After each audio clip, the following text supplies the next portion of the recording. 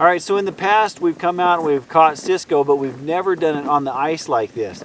And so the difference is, instead of just wading out on the edges, this time we can actually come out and just cut a big hole in the ice and do it that way. So I'm kind of interested to see how this goes. I've always wanted to fish through the ice, but just hasn't ever worked out that way. It's always been a little too warm. So fishing for Cisco always happens in January, and for a very short window of time. In previous years, this is how we fished for Cisco, if you call it that. In reality, we just stood in the shallows at Cisco Beach of Bear Lake waiting for the fish to come in. When a group or school of Cisco would swim by, we'd try to net them. This year it's a little different. With the ice, you obviously have to do things differently. How's that? Well, you just cut a big hole in the ice with either an axe or a chainsaw. My friend Brett High brought along a chainsaw, so we went that route.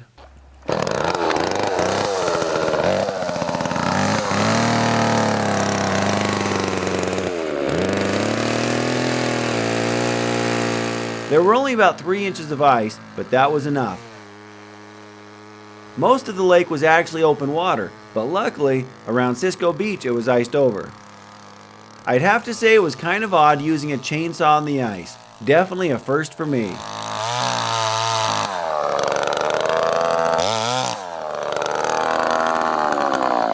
Once the square was cut out, Brett slid the piece under the ice and then went on to cut a few more holes, as we had brought several kids and met up with another friend, Dan Guerin, with his kids. Even though this was a weekday, there were lots of others on the ice. There's only about a week-long time frame when the Cisco come into the shallows to spawn. The rest of the year, they stay in the deep water, safe from fishermen. So when their spawn gets them into the shallows for that short week-long time frame, those that want them, make sure to be on the beach at least a couple times, usually starting at first light. Because we're just netting the fish, and they're spooked so easily, you hope the Cisco come into the very shallow water right near the edge, where you can swipe the net through the water as quickly as possible. If you hit the peak of it just right, you can catch them in the shallows and get your limit very easily.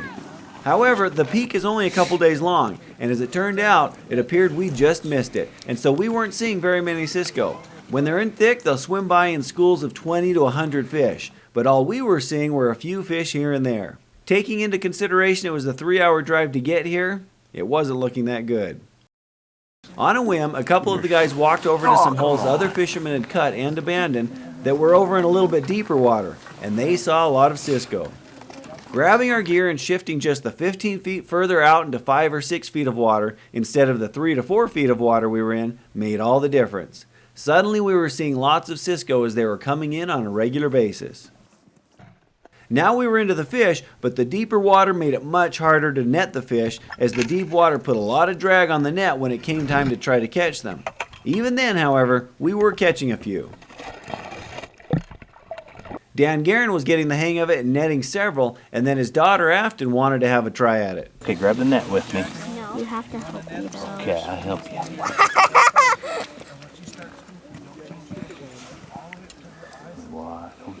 Ready? Oh, good scoop, Afton. I got some! Hey, that's a good one. 4. Oh. Way to go. Dad, I got one to go right into the Yeah, you gotta be fast. I'll probably have the net facing like this. No, I set it in the corner. Oh, not yet. There, you got some. Pull them in. Pull them in. Yay! Pull them in. Did you get them? Yeah! Oh, you got 2. Yay! Good job. Hey, look, I got more! Then his son Finn wanted to give it a try. Grab the net. I'll help you. That's 2, maybe. Go. Yep, we got one, Finny. Yay! Haul him in. Yeah! There you go. Good job. Hey, little fishy, get in the net. No. Now if you've noticed, there was someone helping out in each hole by jigging a flashy lure. Gary Sims gave me the tip to jig that flashy lure, and sure enough, it helped to attract the Cisco in. For some reason, the commotion coming from a flashy jig gets their interest and helps bring them in close to the net. In fact, we dropped a GoPro down to get a different angle from the bottom looking up at us. With this angle, you can kind of see how we were jigging the lure.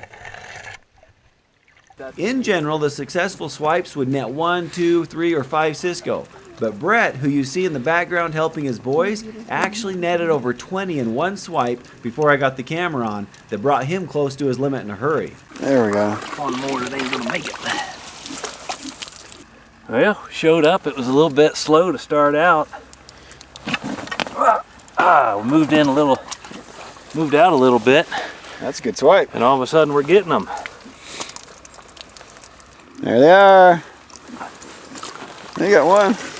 There you go. There was only 20, but he got one. How many is that for you, Cody? 8. 8? That's not bad. My 6th. Make sure you're up on top of the rock. Yeah, no, I'm just... With Dan so close to his limit, he let Nathan have a go at it. They've been catching and getting close to their limit, so I'm giving it a whirl and hopefully I can catch a Cisco. It didn't take Nate too long as he scooped up his first Cisco. Oh, go. Yeah.